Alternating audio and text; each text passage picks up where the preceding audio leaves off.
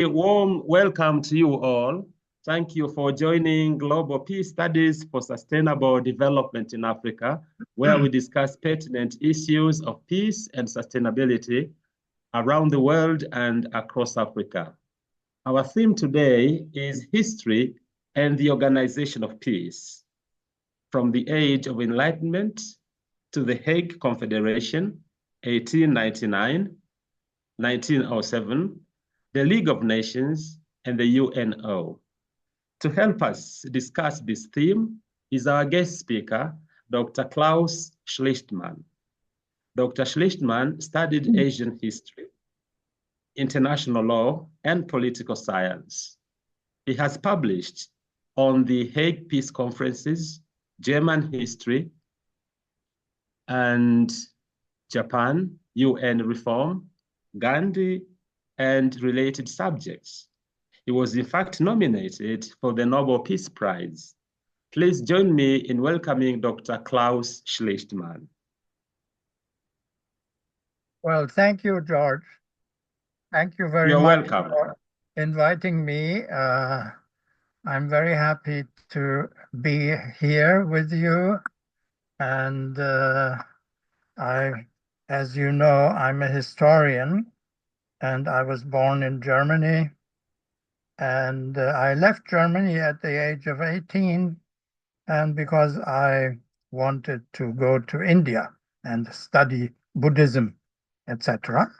And I did go to India and lived quite a number of years there. And India, of course, is quite central if we look at the world map, kind of between East Asia and Europe and the Mediterranean. So with the high Himalayas on top and Tibet there, and being quite central. Perhaps you may know the German philosopher Karl Jaspers, who talked about the axial age between 500 and 200 BC, where we had similar developments in these three parts of the world, the Mediterranean, East Asia, and India, both pointing in the direction of peace and a new understanding and a new humanist breakthrough to understanding. And in Europe, in Greece, you had Socrates. In India, you had Buddha and Mahavir. And in East Asia, you had Lao Tzu and Mo Tzu, etc., with similar ideas somehow related to the issue of peace. But these three areas were not at all connected or not related. There was no relationship. They had no links, really.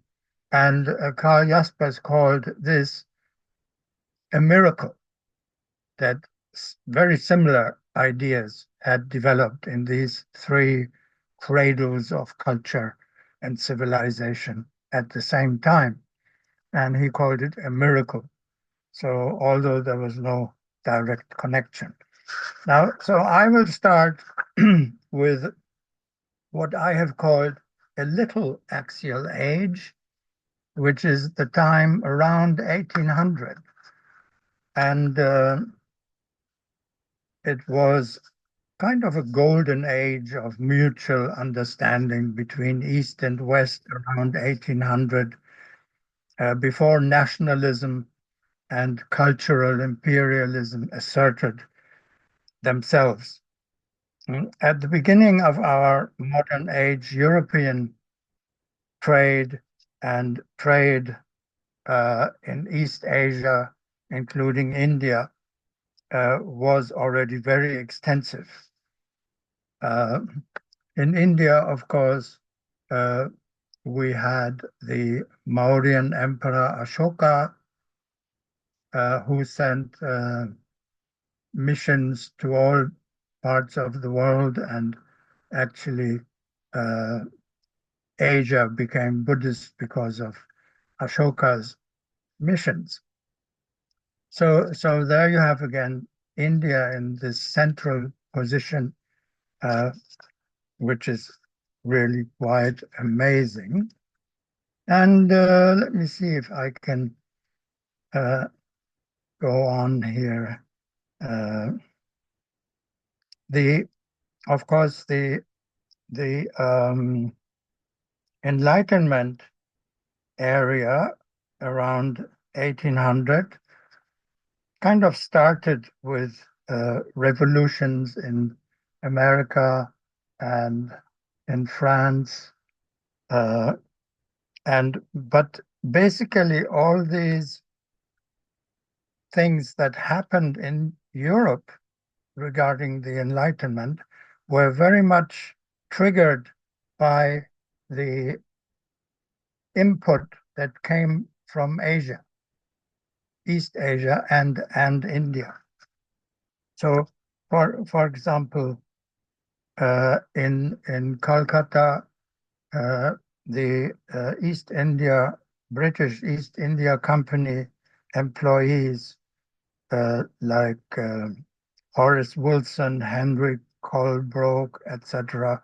They translated the old Vedic and Buddhist scriptures, which they had discovered, and they collected this, and the ancient spirit was revitalized. And as the French historian Raymond Schwab said, so all these scriptures were then published and went to Europe and had a great influence on the European Enlightenment. And without these discoveries, including East Asian discoveries, the European Enlightenment would not have been what it was. So, like Raymond Schwab, whom I just mentioned, said, all these scriptures was Calcutta provided, London distributed, Paris filtered and generalized. So all these this amazing knowledge, including about Buddhism and the Ashokan, the Mauryan Emperor Ashoka, who I already mentioned, were received in the West and shaped our consciousness and our understanding of the world. And especially what I already referred to, the mystery of the Indian Brahmi script was discovered by James Princept, who then discovered and translated the Ashokan inscriptions, which were sizzled in stone, etc., and had a great impact, as I already mentioned. Now, this was a kind of era of Orientalism, which greatly shaped, as I said, the European Enlightenment. But this era of Orientalism, as it is called, ended in around 1830 when British nationalism and Macaulaism asserted itself. I have published on all of this. So, but anyway, the Oriental Renaissance, including East Asia, resulted in a global expansion of the ideals of humanism and universalism, which previously for Westerners had been confined largely to the Mediterranean world. And now it also concluded the so far unknown East. So having started with this, there is another regarding India. There's another interesting information.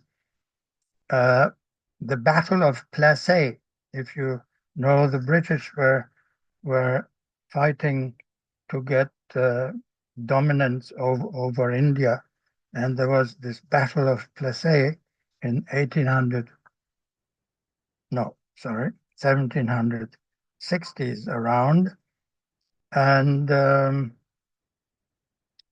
I'm quoting here from a book that was published in 1896 by Brooks Adams, who said about this Battle of Plassey, very interesting. Very soon after Plassey. Now, one thing I should add as an introduction is that it was known that India, China, and the East and those countries were very wealthy, very rich at the time, including Africa, I think, also very rich. So the British fighting the Indians in Bengal at the Battle of Plassey, and Brooks Adams wrote in his book, very soon after Plassey, what is called the Bengal plunder began to arrive in London, and the effect appears to have been instantaneous. For all authorities agree that the Industrial Revolution, the event that has divided the 19th century from all antecedent time, began with the year 1760. Probably nothing has ever equaled the rapidity of the change which followed. In themselves, inventions are passive, many of the most important having laid dormant for centuries. We know many inventions came from China also, waiting for a sufficient store of force to have accumulated, to have set them working.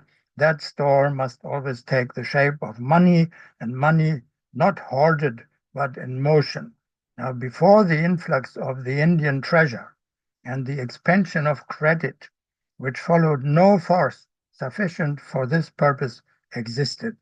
The factory system was the child of the Industrial Revolution, and until capital had accumulated in masses capable of giving solidity to large bodies of labor, manufactures were carried on by scattered individuals.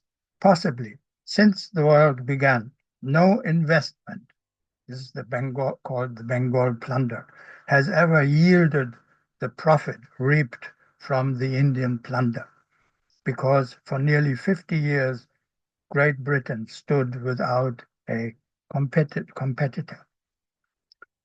So the Industrial Revolution having been triggered by this Bengal plunder is quite an amazing fact I found. Um, so talking about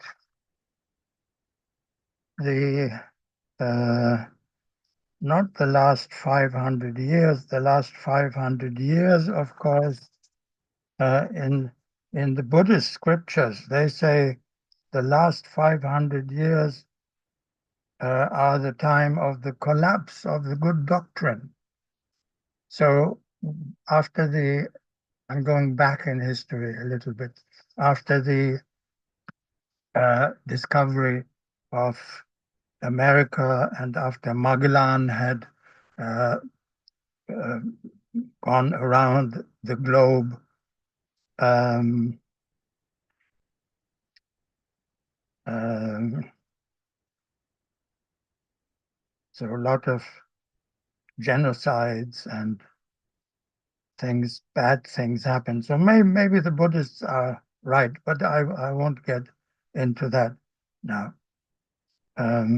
So let me see. We want to get to the Hague Confederation. Now, having talked a little bit about the European Enlightenment, which, as I said, happened at the same time with the Bengal Renaissance and also the East Asian awakening, somewhat similar to what Karl Jaspers had talked about. We have, in the beginning of the 19th century, the establishment of the first peace societies. Oh, of course, I forgot to say that the French Revolution and the American Revolution resulted in a new consciousness also, that new constitutions were written, and the French Constitution of 1891 already had a paragraph stating that wars of aggression are prohibited, no longer allowed to aggressive war.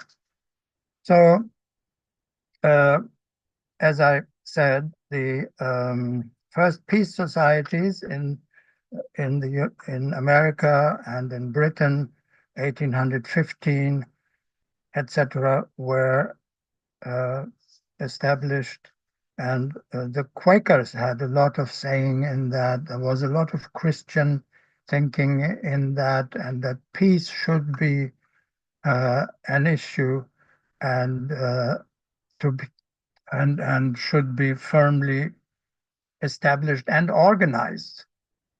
People began to realize that peace has to be organized, not just something we believe or we have in our heart or so, but something that has to be actually organized and which has a legal component also.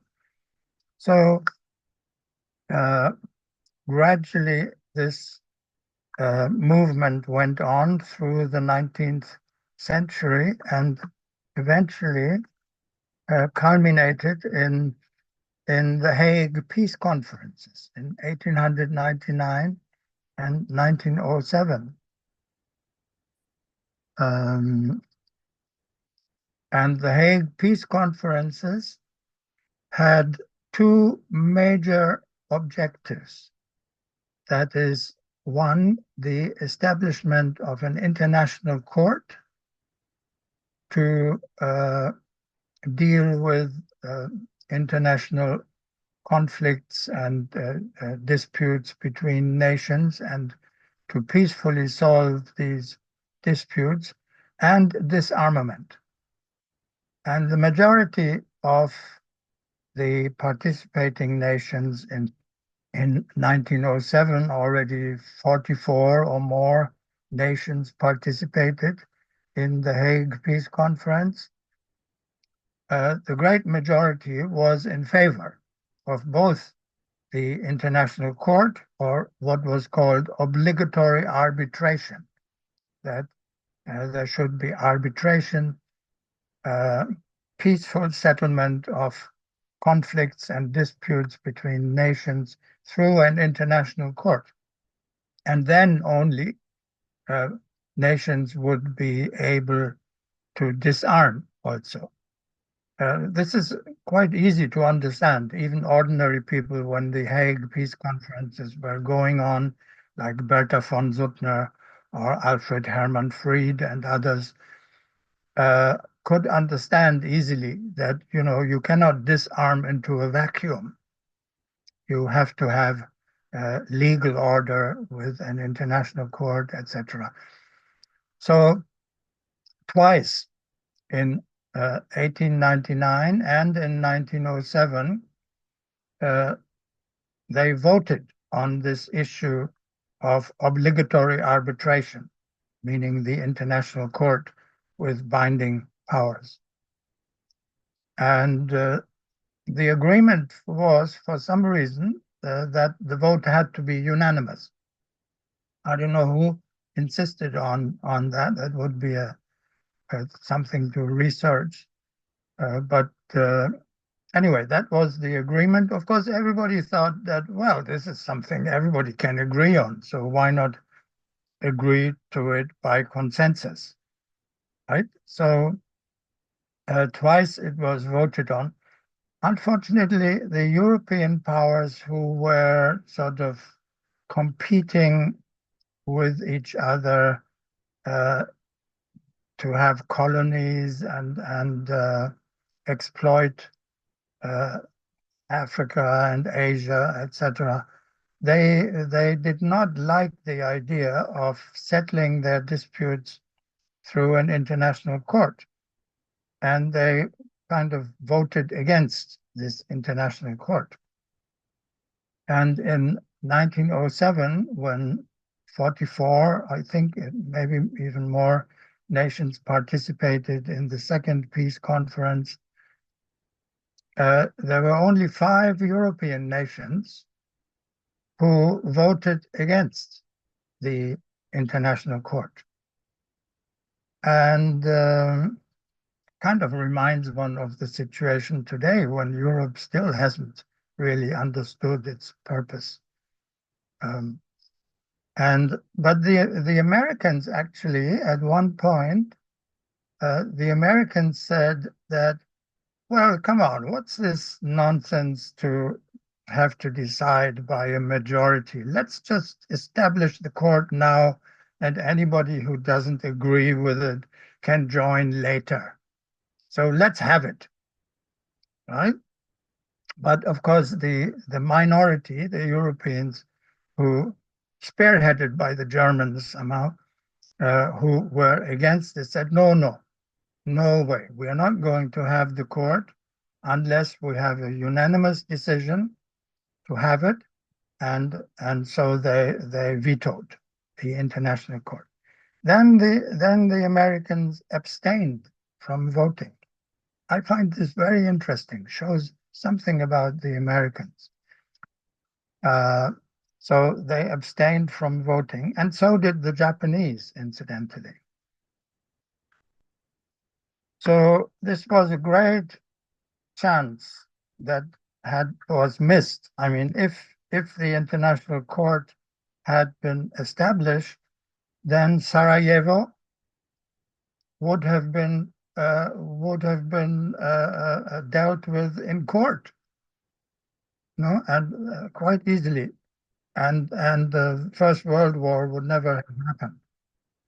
But this was not something the Europeans or Germans also were very interested in. You remember Bismarck, perhaps in a speech in, I think, 1862, talked about this blood and iron policy which Germany should follow, meaning the blood of the soldiers who would fight in a war, and the iron being the weapons. So unfortunately, then the First World War happened. There's a lot of literature, of course, on the Hague peace conferences, but basically the whole history has been kind of swept under the carpet because nobody really likes to acknowledge very much that this was a real chance that nations had come together. Just think, 44 nations. I think when the League of Nations was established, it was established first by only 42 nations. So 44 nations, and only 11% being against what the conferences wanted to accomplish. But people don't want to very much acknowledge this, and they don't very much want to acknowledge that what a German pacifist international law expert, Walter Schücking, called the Hague Confederation. People don't want to acknowledge that this Hague Confederation actually was something that one should remember and one should get back to, and that should be in all our history books. And that was the predecessor to the League of Nations. So we have sort of 3 stages. We first have the Hague Confederation, then we have the League of Nations, and then we have the United Nations. Now let's see. But this has been, as I said, very much swept under the carpet, but to remember it and to go back to that history, I think would be very important. I have just I'm just trying to publish a Japanese translation of the Hague Peace Conferences, and I have some German translations, and I can send you the links. Well, I could send them if I had them ready. But anyway, you can always also contact me. I have a lot of papers published, and I can send you those also. Actually, when I was in India, I'll just tell a little bit about myself. And in the 1970s, um, I I sort of that was when the Club of Rome published the limits to growth. You remember these studies of the Club of Rome and so on. I was thinking, I was wandering around India, sort of going native in a way, and I sort of observed things, and I discovered what I called 8 great dangers that we were facing in the world. This was my own observation, because I had read the Limits of Growth by Dennis Meadows and those people. But I made a list of eight points, which I think are still valid, really. And the first one was hunger and misery. So I had observed, I had been traveling through Persia and so on to India, and in India still many people were and perhaps still are hungry. Then the second point I had was unemployment and inflation, still a problem. Then the third point I had was the arms race and war. So this already in the 1970s, I had published this.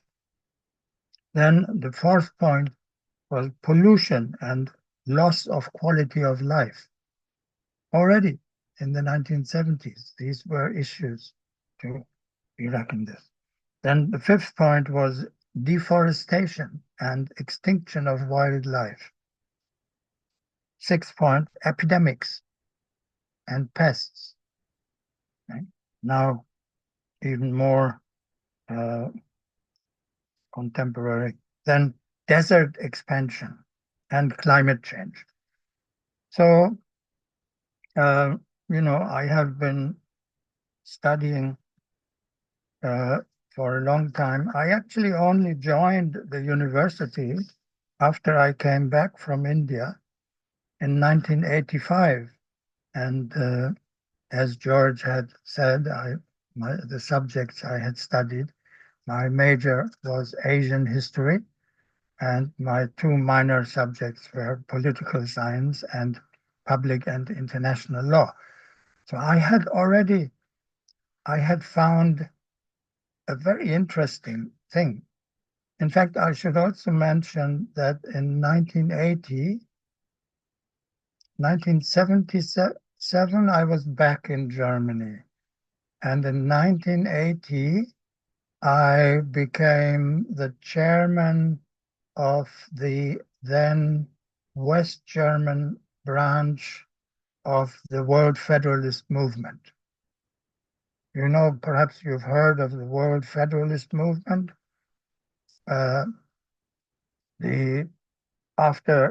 the Second World War, there was a great surge of World Federalists. Thomas Mann, Norman Cousins, Albert Einstein, so many people. And the Americans actually had a resolution, I think it's Resolution 64, which called for the development of the United Nations into a world federation. That's what the Americans basically wanted.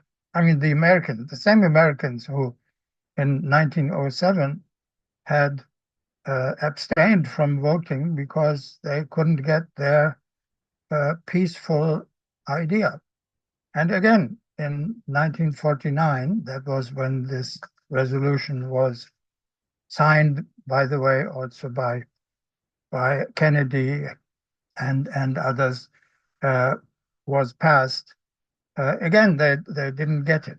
It would have been good if the Europeans who have, and this is something I should talk a little bit more about, uh, because it's very meaningful and pointing in the right directions. Already in the interwar period, there was talk about, well, if we want peace, now we didn't, even during the League of Nations times, we didn't get it, but how about not imposing peace from above, but how about writing it into the Constitution, right? So already in the interwar period, there was something that some constitutions write into their constitutions that, they should submit to the jurisdiction of the International Court. Now, in the interwar period, the International Court was separate from the League of Nations. It was the permanent court, what's it called? Permanent International Court or so.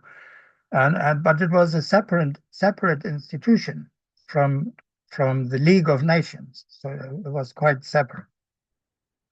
So this idea of writing into the Constitution an obligation to submit to the jurisdiction of an international court became very paramount after the Second World War, kind of starting with the French Constitution. Again, I mentioned the French first Constitution of 1791, which had already sort of partially outlawed war.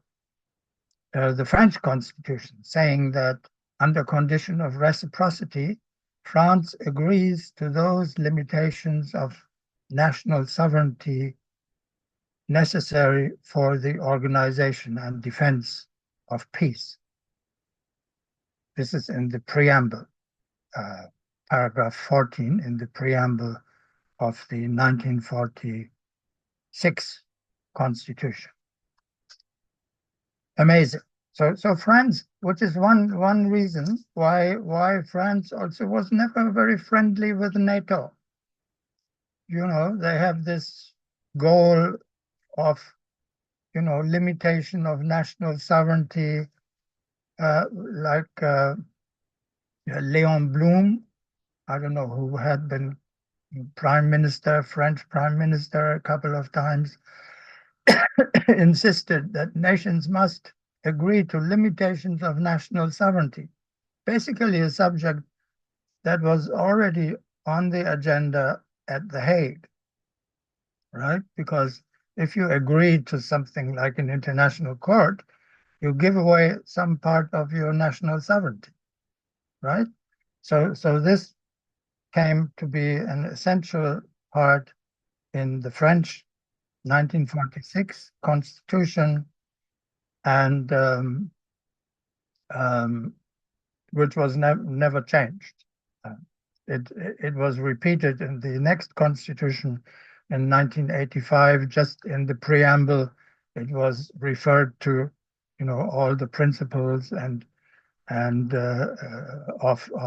the 1946 Constitution were carried on, and so on. And then came the Japanese Constitution, 1947, saying that Japan renounces war as a sovereign right. We're talking about sovereignty, sovereign nation state. What we have is a sovereign nation state system that still believes in war, right? As we can see, every country must have its military and must be able to defend itself. It must buy arms and weapons for its defense. Otherwise, it's not equal. You know, you have the principle in the UN Charter of sovereign equality. And one way to be sovereign and equal is to be armed, to have an army, to have an institution of war, potential war. And so the Japanese renounced that once and for all. And amazingly, the Japanese have stuck to it. And even recently, somewhere Japan was asked to participate in some military something. And no, sorry, we can't do it. But there has been a lot of undermining also of this Japanese principle, as we know, you know, and Japan, mainly, I believe, I mean, I've lived in Japan. I came on a scholarship in 1992, and I think, you know, a lot of it is because of foreign pressure. You know, like in when the Iraq war was on. I have a nice postcard I like to show you. It's in Japanese though, and I don't know. Uh, Here you have a picture. Uh, this is a postcard which I distributed at the demonstrations here in Tokyo. We had always so many demonstrations against changing Article 9. You know, the majority of Japanese are totally against changing Article 9. And this is a history manga. You all know mangas, right? Manga, kind of comic manga, and they have a history manga. And on top, you see the guy about whom I wrote my dissertation, Shidehara Kijuro, who was prime minister. He also was a world federalist, by the way. Shidehara Kijuro suggesting to MacArthur, the shogun in Tokyo, to renounce war in the new constitution. You know this, and this is the history manga from, I don't know, it has the year somewhere before the Iraq war, right? Now, because of pressure, a new issue of the history manga came out a few years later, 1990 something, where suddenly the speech bubble that came out of Shidehara's mouth, you know, saying that we want to renounce war, came out of MacArthur's mouth. So there has been a trend to kind of say that, oh, this constitution and this Article 9, that's the Japanese war abolishing Article 9. I have a lot of publications on that. War abolishing Article 9 is an American octroi. You know, because the Americans are so bad, maybe even worse than the Germans. So they had to be forced to renounce war, you know, by the Americans, which is not true. You know, there's total evidence, and I have shown in a recent publication also in the British Japanology Journal, Japan Forum, that the evidence is conclusive that it was indeed the Japanese Prime Minister Shidehara who suggested Article 9 to General Douglas MacArthur. So 1947, so the Japanese Constitution, amazing that they have stuck to it so far. You know, wonderful, wonderful. And then 1948, you have the Italian Constitution saying no to war, no more war. We will not have war, and we will agree to limitations of national sovereignty in favor of organizing international peace, right, for the UN, right, the Italian Constitution, 1948. Then 1949, you have the German Constitution with Article 24, Very interesting. You must read Article 24, saying in the first paragraph, Germany will agree to limitations of its national sovereignty, and then saying to join the UN system of collective security, and then saying it will submit to the jurisdiction of the International Court of Justice. And that's the third part of Article 24, and which is totally binding. Article 24, paragraph 3 is totally binding, and Germany should immediately have submit, especially because of what it did at The Hague, should immediately have submitted to the compulsory jurisdiction of the International Court in 1949 when the German Constitution went into effect. But guess when Germany submitted to the court? 2008.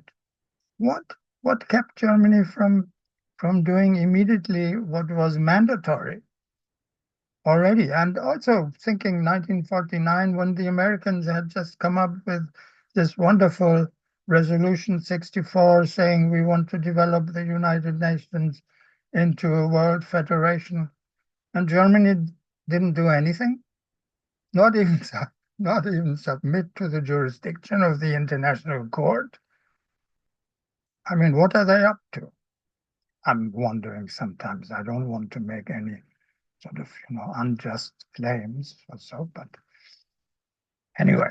So 1949. Then we had this wonderful conference in 1952 of the Interparliamentary Union, where limitation of national sovereignty also was an issue in order to achieve an international peace based on justice and order and an effective United Nations. And out of that came the Danish article, which one was it, 20, I think, yes. And the Norwegian article, which now has changed to, I think, 105.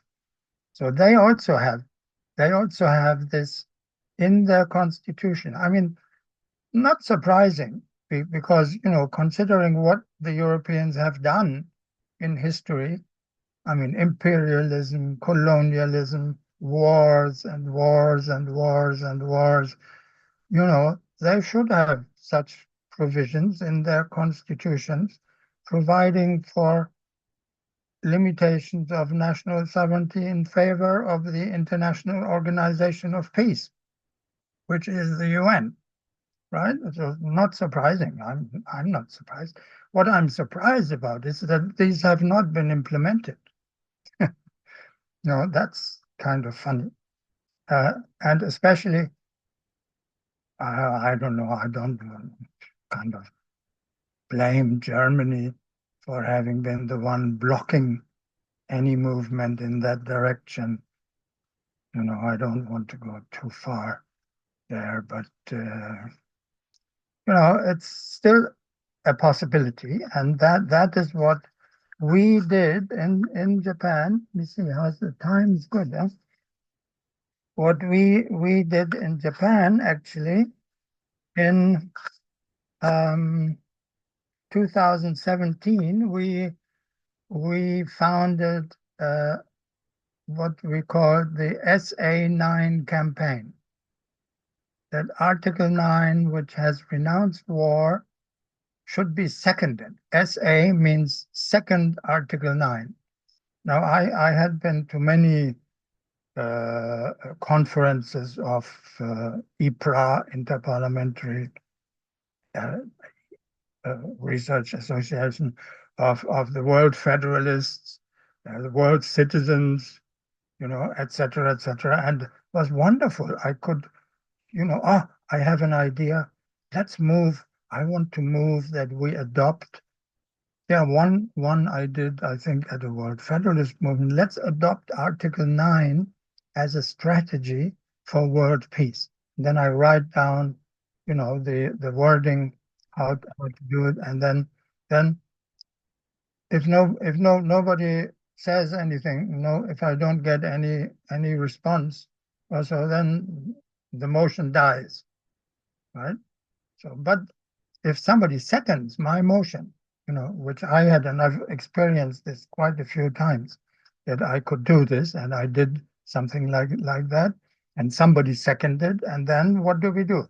We discuss the motion, we discuss the text. It can be, maybe we should change the wording a little bit, and in the end there will be a vote, right, to uh, accept this motion, this text. And then I have several, I don't know, two or three, not so many, but some motions which have gone through and which had been accepted as a general policy for the world federalists.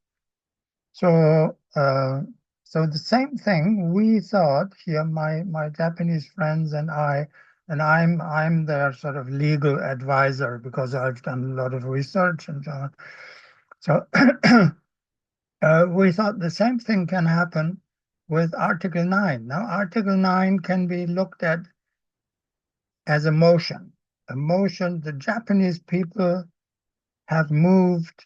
There's a big movement in favor of abolishing war. The Japanese people, the Japanese constitution is a motion to abolish war as an institution, right? So if somebody, now our idea, now some country, some other country, maybe African country also could raise the issue in the UN General Assembly and say, well, here, look at this, Article 9, they want to abolish war. Let's start a debate on the issue of the abolition of war. Okay? And then what will happen? Well, the same thing should happen that happened when I put forward a motion in some WFM assembly. There would be a debate on the issue of abolishing war as an institution. Similar, actually, 1962, the McCloy-Zorin Accords. Please look it up if you don't know it. McCloy-Zorin Accords. The Russians, John McCloy and Valerian Zorin. In English, he's spelled with a Z, I think, Zorin. He was also UN ambassador and so on. They agreed on a total disarmament and empowering the international court and no more military or military institutions, shut down everything, no more military industrial complex production, etc. McCloy-Zorin Accords, easy to find. It's online. You can read the whole text. It's amazing, So just like that, we would like, and all these issues could be raised if you have a debate in the UN General Assembly, if some country would come forward and say, well, let's think about it. Is it a motion? Some friends of mine say, well, a constitutional provision cannot be a motion. It's a legal thing. And within the community of nations, the Japanese have said, we want, as it says in Article 9, an international peace based on justice and order.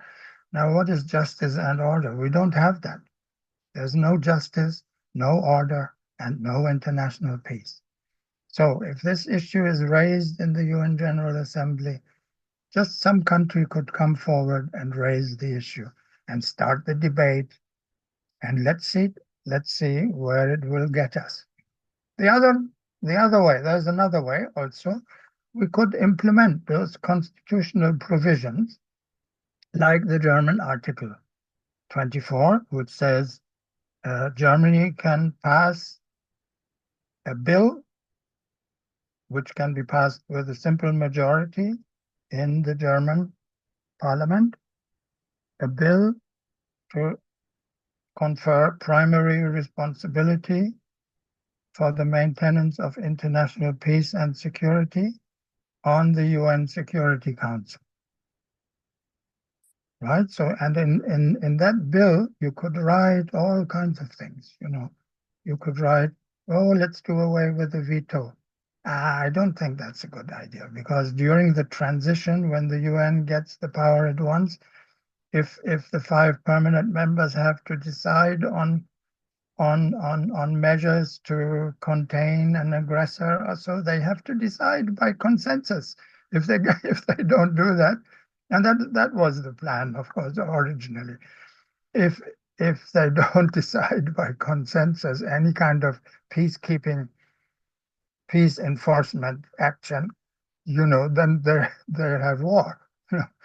So the consensus principle, which is the opposite of the veto power, makes sense once you start uh, through some bill passed by a national parliament, giving the United Nations the power. Once you start the process of the transition, you have to look at Article 106 of the UN Charter. There's a very good article by Chicago professor Quincy Wright explaining 1942 article explaining the meaning of this transition. I can send it to you if you write to me. The transition, Janet, good to see you. Then, you know, and it's amazing. So Germany could start the process of the transition, or any other country, Mexico.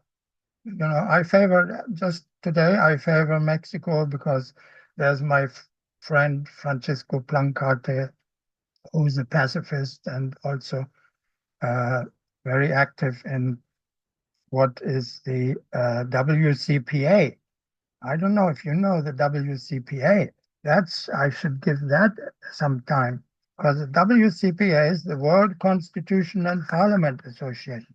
And I will send you a link. I will have to send you a link if I can find it. You say, oh, that maybe, let me see. Well, because my let's see, where's the link? That is very interesting. The World Constitution and Parliament Association, just continuing basically what the American Resolution 64 in 1949 wanted, but which did not come to fruition, you know, didn't do anything much. They continue that and aiming at Earth Constitution. They have a wonderful Earth Constitution and a World Parliament, a provisional World Parliament.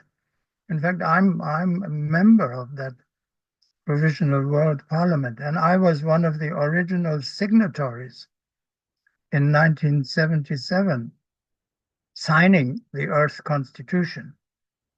Okay. Now let me see if I could send you the link by chat. Oh yeah, I did find it. Amazing. Sometimes the technology is not so bad. And I really support these people. They're really very, very good. And my friend Glenn Martin has done a very good job. Previously, I was very close to them. Philip and Margaret Isley started it in 1957, I think. And I have been to several sessions of the Provisional World Parliament. Let me see, in the chat. Yeah, I can put it in the chat. Yeah. And you have the two very recent, I published in Johann Galtung's Transcend Media Service website. This gives you a lot of information. And here, I'm sending you the two links. Oh, there's something Japanese written. Don't mind that. But there's two links because there's two parts. And I call it the Trojan horse plan for UN reform. Right? And it has part 1 and part 2. And this is what I'm now propagating, since it has been published, which I'm very happy about. And the Transcend Media Service, founded by Johann Galtung, they are really doing a good job. And they published several articles which I and my very good friend Robert Kowalczyk wrote, and some interviews also, and very, very, very interesting. Now, let me see. Now, these constitutional provisions are not only in the constitutions which I have mentioned, which is the French, the Japanese, the Italian, the Danish, the Norwegian, but there's almost 10, 15 more European constitutions. That also, again, not surprising because of what the Europeans have failed to do or done bad things, so that they should have this kind of obligation to do something for world peace, which is very, very needed. So altogether, there are almost 20 constitutions: Belgium, Luxembourg, Austria, Greece, Spain, Portugal, Denmark, etc., etc. So I call this the normative current. It's a kind of current, a sort of flow of constitutions. And once you start the process, I believe, because of the UN Charter principle of sovereign equality, then suddenly if one nation renounces its sovereign right to wage war, which so far nobody has really done very much, Costa Rica, perhaps. But if one starts doing this and you get into this process, everybody will be obliged. There's also the condition of reciprocity. Actually, some of these European constitutions have a condition of reciprocity. That is, if one does it, the other will also do it. The French constitution has it. I think the Danish, Italian, I don't know, condition of reciprocity. So, and that's the golden rule also comes in, there. So I'm almost at the end. Let me see if there's something important. I hear Victor Hugo. There is one thing stronger than all the armies in the world, and that is an idea whose time has come. Victor Hugo. All right. So, yeah. What else? Yeah. Yeah, I had an article published. Actually, the original is in German, but this is an English translation you could also get. If you write to me, do you automatically have my email address? No? No, I think you would have to put it in the chat to give it to us. Okay, no problem. So it's very easy. Okay.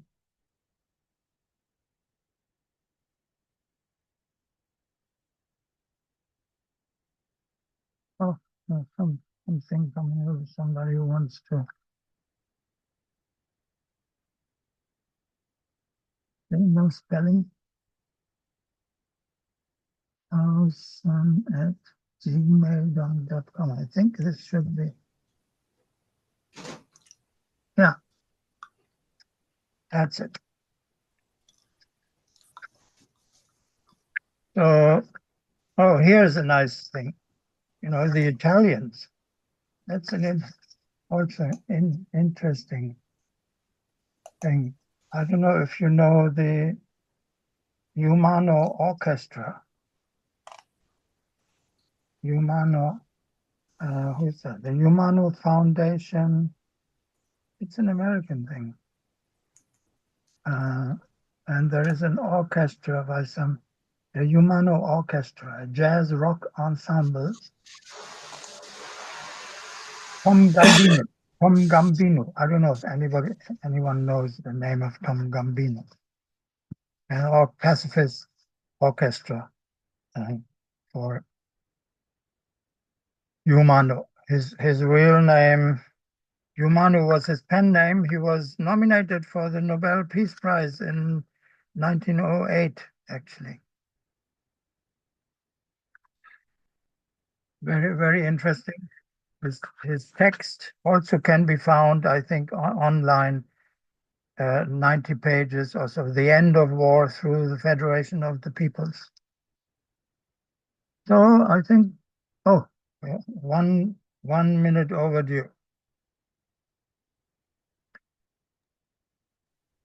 Yes, so I have come to the end. Thank you for listening, and excuse my sometimes rambling and searching for words and digressing. Thank you. Thank you so much. Thank you so much indeed, Klaus Schlichtmann, for this wonderful presentation. You are welcome. Wow, very rich history and lots of great ideas and facts. And so it's time for us now to ask questions and discuss. You said so many interesting things. You know, we need international peace based on justice and order. And you also mentioned some points which I felt they are very close to what we have today in the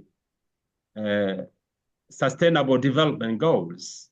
You know, where you mentioned, yes, yeah, hunger, you know, unemployment, yes, the questions of arms race, pollution, loss of quality of life, deforestation, epidemics and pests, desert expansion, climate change. Already in the 1970s, and we are still grappling with that. right, Yeah. right. So, Yes, actually great. in the Transcend Media Service, we have one article dealing with the 17 SDGs also, and linking that to our peace goals. And so, yeah, if you search, there's a few articles in Transcend Media Service website. Right. Thank you so much. And now we'll turn to Peter, please. Welcome. Thank you. This is most extraordinary and great. I took extensive notes. I wanted to know what your 8th point was after limits to growth, because when I stumbled across limits to growth several years ago, it fascinates me that it has been dismissed, or it's been depicted as simply a warning about population explosion. And all of the other research that they produced in that short book is ignored and is all true. And the population strikes me as is not really the biggest issue. Right. And so you had those 8 points down to desert expansion and climate change, and I wonder what number 8 is. Yeah, 8 is climate change. Oh, okay, good. Thank you. Yeah. And did you have any remark on this mysterious relegation of that great work to, just a population warning that has been used almost in what's the word, eugenically? Detrimental, yeah. Yeah, great chance lost. I mean, we had all the signs, all the warnings, and no action. And basically it comes down to, I believe, not having taken any steps to empower the United Nations, and misinformation about the UN being spread, like what the veto power, oh, the UN was a misconception. It was just something imposed by the victorious powers, etc., etc., and nobody really pointing out the transition process, like Quincy Wright in his article, I can send it to you, has very elaborately explained Article 106. And that has to be seen together with Article 24, which says that member states are supposed to confer primary responsibility for the maintenance of international peace and security on the Security Council, which is what the French want. But the German jurists, they said, no, no, no.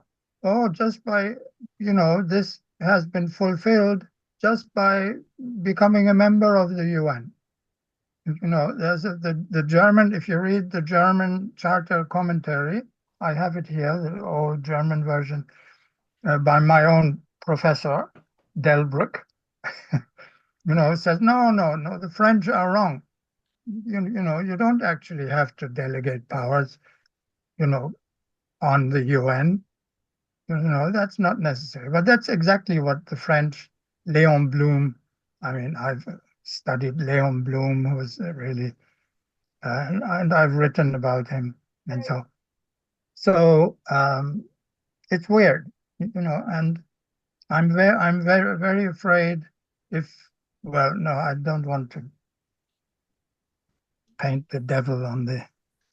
Well, I can speak for the devil a little bit. I see a pattern of the United States acting by proxy. Goodbye, darling. Did you hear that? What? I gave her a bone. Okay, good. My wife is leaving on a long trip. Oh, Bon voyage.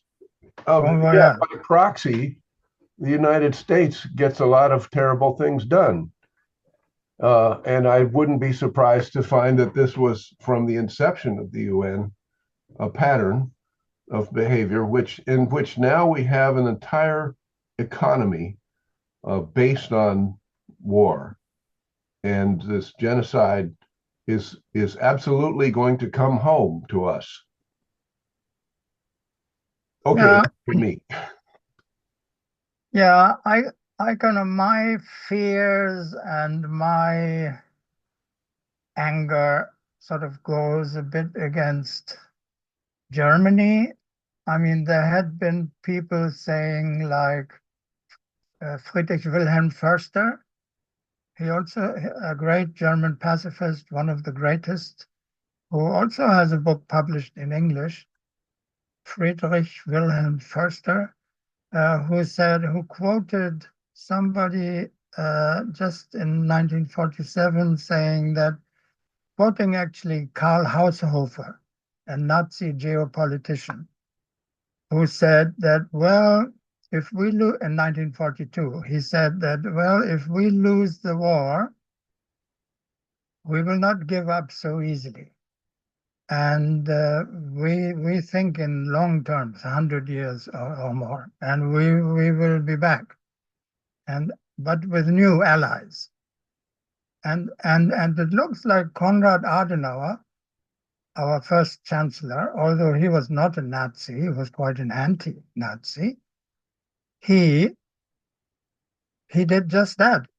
He didn't appreciate the UN much. He immediately went for NATO, and wanted the Americans as an ally, right? So exactly what Friedrich Wilhelm Förster said about Karl Haushofer, what he had said, Konrad Adenauer did. Now we have the Americans as an ally, and maybe in our fight now for the Asia, for Russia, we can have the Americans on our side, so we can finally reach our goals. I mean, this is a little bit conspiratory, but what I'm afraid of is that if Germany gets more involved in this war, what will happen is something very bad for Germany, not America so much. I want to point out, as my late friend Howard would probably do, that so much of this is structural, and it's good way to deal with our anger and outrage, to realize that it is so structural, and that given the economic structures, somebody will show up to commit the crimes. It selects for it. Right now, our elections system here selects for the most effective liars. Okay, I'll shut up. Yeah, right. Yeah. I mean, when this whole plan after the Second World War, in the first few years when things were still possible, 1949, 50, and you had George Kennan's plan to have a neutral Germany, and Stalin, who knew Kennan's plan, also had the same idea of having a neutral Germany and no imposition, freedom of speech and everything. George Kennan, his what's the plan called? I just wrote about it, something. But nothing was accepted, and so the Americans took on the role of world policemen. I've published an article of how one could perhaps change this back to the UN again, becoming the world policeman as it was originally intended, and all the bases, the almost 800 American bases, could be transformed into disarmament agencies and so on. It's possible, it's possible, but not unless we empower the UN. Thank you so much. And now we turn to Janet and then Chip.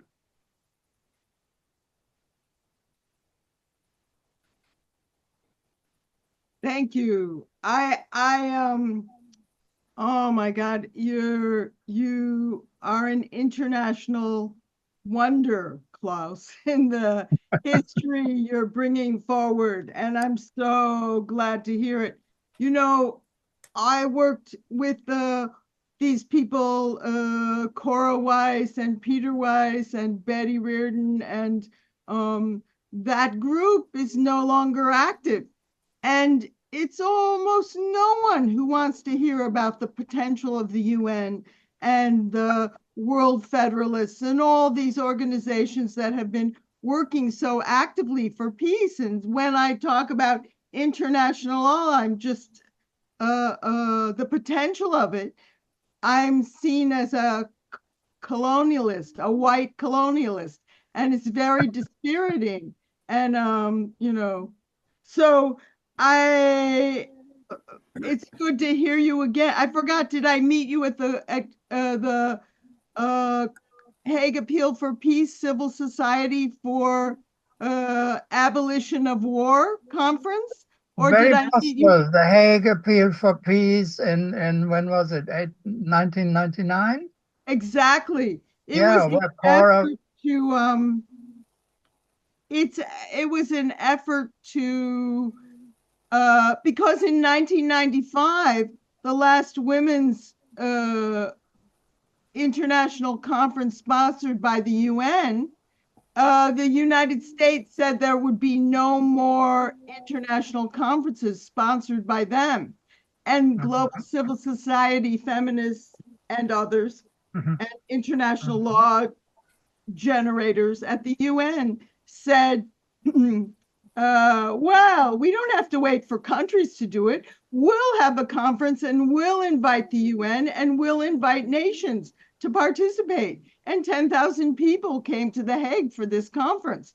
And so there's also the complementary aspect that all of us and all of them were working on to build global civil society. And this seminar, this webinar, George, is absolutely a part of building global civil society and transmitting knowledge and potential.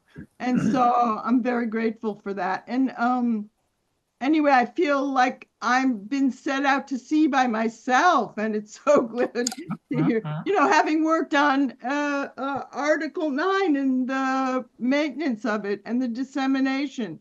And I just want to, I'm not asking any questions, but I hope I can continue talking to you. But I just want to point out in 2004, we were in Istanbul for the International Institute on Peace Education, and we had people there, a Japanese, no, is she Korean or Japanese? She had been a UN, part of the UN peacekeeping forces in Iraq, in the war in Iraq. And she pointed out to us, yes, that's right, Japan is not participating, but all these vehicles that were being used in the war by the US were from Japan. So there's also this corporate dimension, and I had seen it in one of my students' photographs from his buddy who was a US soldier in Iraq. I went, wait, where are the, here are these trucks that are, Mitsubishi or something, I don't know. So anyway, can you speak perhaps something to the problem of corporate powers? And anyway, I hope I can keep speaking to you because I'm just... Sure. Yeah. Let's keep in touch. Thank you, Janet. Yes, I was there at the third Hague conference in the Hague. I think our friend Gary Davis was there also. So, who I've known personally also and met a couple of times, and. I was very, very also Cora Weiss and her husband, is that the... Peter Weiss. What a power couple, because she was the feminist civil society force of nature, and he was in international law. At the UN, the law is generated, and that's what you're talking about. How we can participate in the generating, like in generative, like ecology, the generative nature of international law. It's cutting edge. It's right. Yeah, exactly. You're perfectly right. And I was very disappointed. A couple of months ago, I dug up this Hague Appeal for Peace with Cora Weiss and the Dalai Lama and all the people who had signed it. And I was wondering what came of it, Well, we nothing quit. much. And I wrote to Cora Weiss and people, but I never got any reply. But now they've retired. People just age out of the capacity to, like she just had her 90th birthday and he's like nearly 100. So his well-being takes all her attention at this point. But it has to be regenerated, this kind of activity. And I mean, I don't, yeah. I hope, this SA9 campaign idea, which we had a lot of media attention here in Japan. Yes. And also online in Germany and in English and French. There were some reports on our activities, and we issue a journal from time to time, and in Japanese, of course, and publish, and we are very active. And here where I live, which is outside Tokyo a bit, in Hidaka, we just had the Hidaka Peace Festival again, where we have people talking about peace, and I had been speaking there, and Article 9 is always an important issue. And so having Article 9 is really a chance for the world, I think. And perhaps you could explain more about Article 9 to this group. I mean, The Japanese constitution, usually what we know is that the Americans, Charles Cadiz, and who all the people were in Tokyo, they had 10 days to write the constitution, right? But the fact is that a Japanese plan, which was based on a plan by what was known as the Japanese Freedom and Civil Rights Movement, Jiominken Undo, which had Ueki Emori. If you can Ueki Emori, I can spell it out. Ueki Emori. He had his own Ueki Emori. He had his own draft constitution, which was very liberal, and he knew everything about the French ideas and European ideas on peace, and he also had an idea of a world parliament and world government and so on, and Ueki Emori. And his draft, however, was not adopted, unfortunately, because the reason really is in 1970-71, well, before 1970, most of the military advisors, because Japan was modernizing and starting to have a military, and so all the advisors were French, because the French were the most advanced and legally very, good, and so on. But in 1970-71, Prussia defeated France, and the French military advisors were largely replaced by Germans, right? And Germany came to have a voice more in Japanese affairs, right?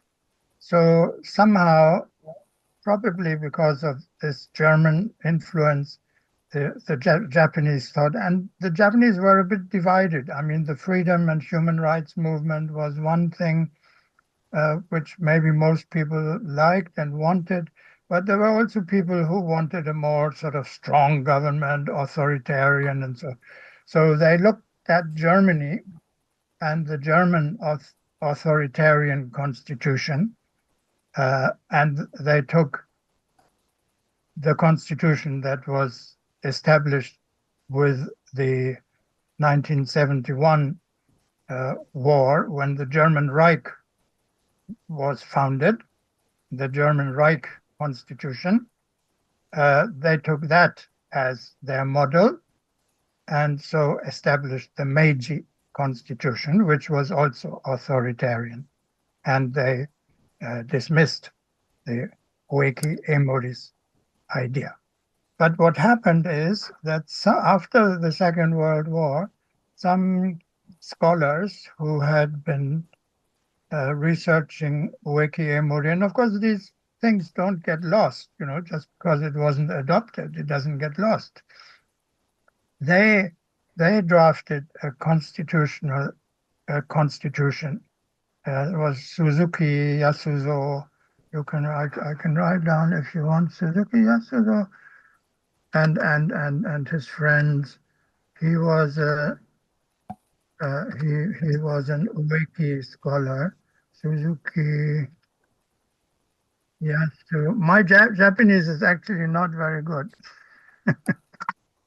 And Suzuki Yasuzo. So they had this. They drafted this constitution and submitted it in December 1945 already. I think 45 or 46. Anyway, it doesn't matter. They submitted it, and it was immediately translated into English and was made available. And it had all the ideas of Ueki Emori. It had all the ideas of Ueki's draft, and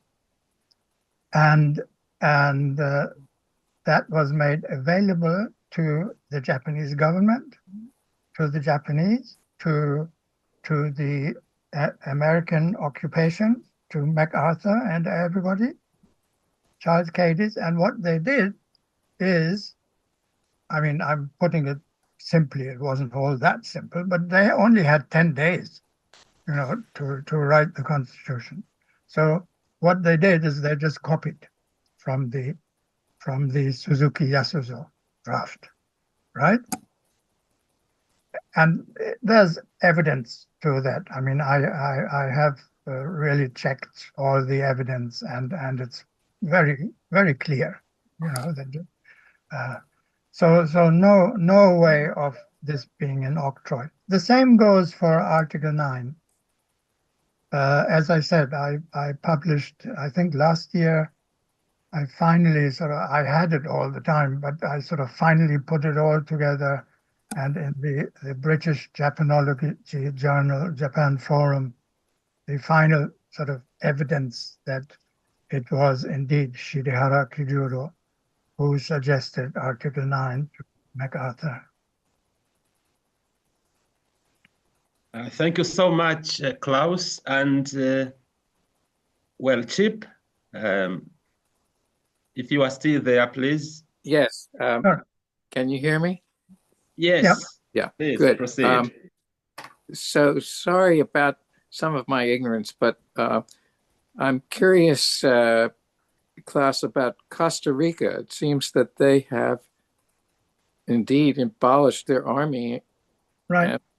And it seems that that should be kind of a model for other countries. Yeah. But I don't hear much about that.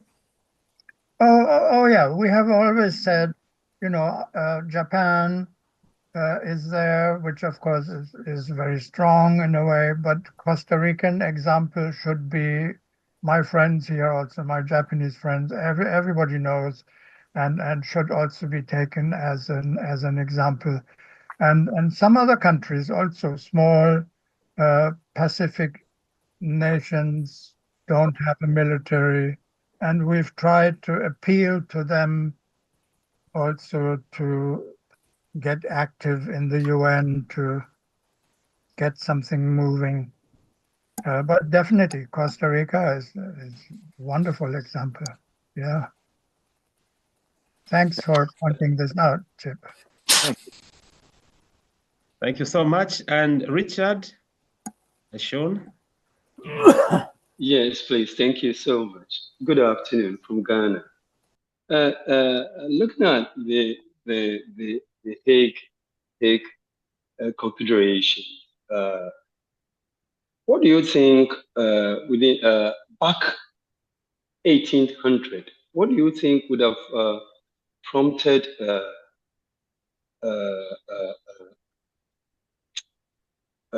gathering of nations when we put conflict aside, conflict wars aside? What do you think would have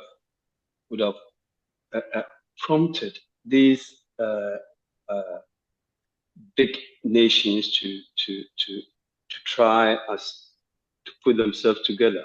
Because I believe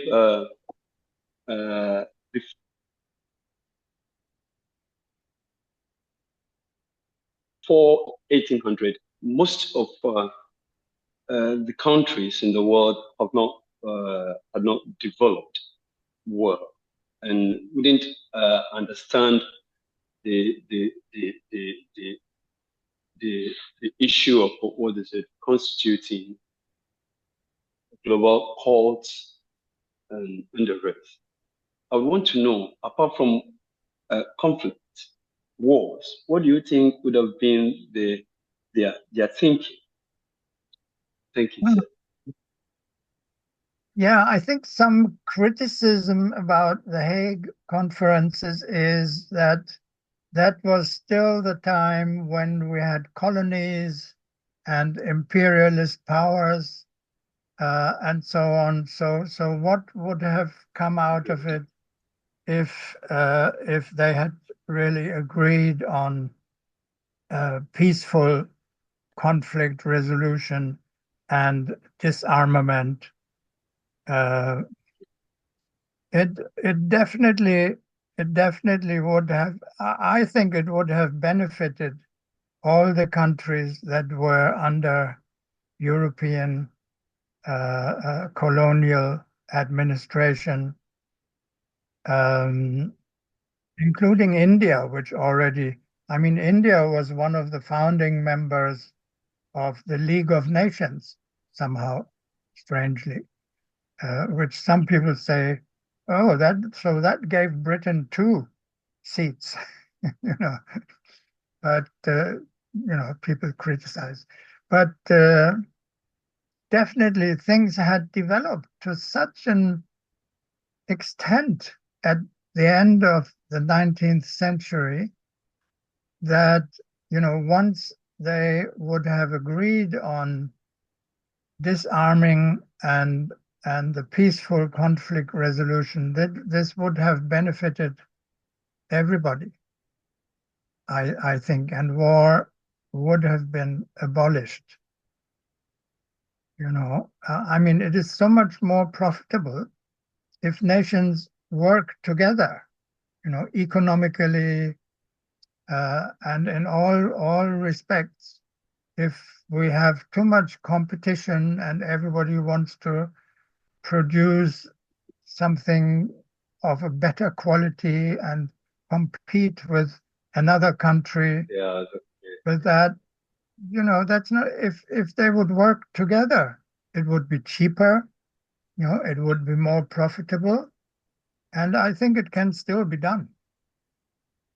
I don't know if that answers your question. Oh yes, and another one. So does it mean that so far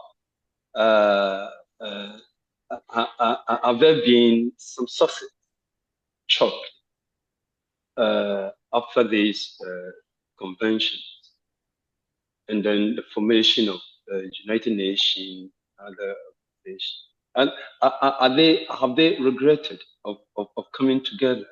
Do you think so?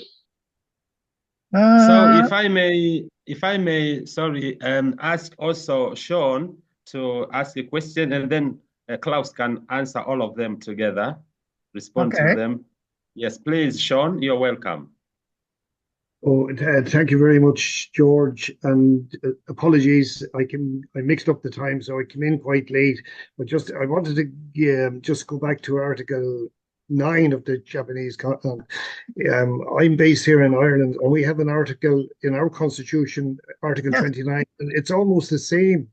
Exactly. It's our commitment to the peace, but our politicians are continuously under pressure to join with the military, the NATO. Yeah. And because of that article, we can't join directly, but they have this thing, partnership for peace and, defensive. Right? So I assume the same is happening in Japan. That was just one question. And one other thing, I had the privilege to be at the Hague Appeal for Peace in 1999.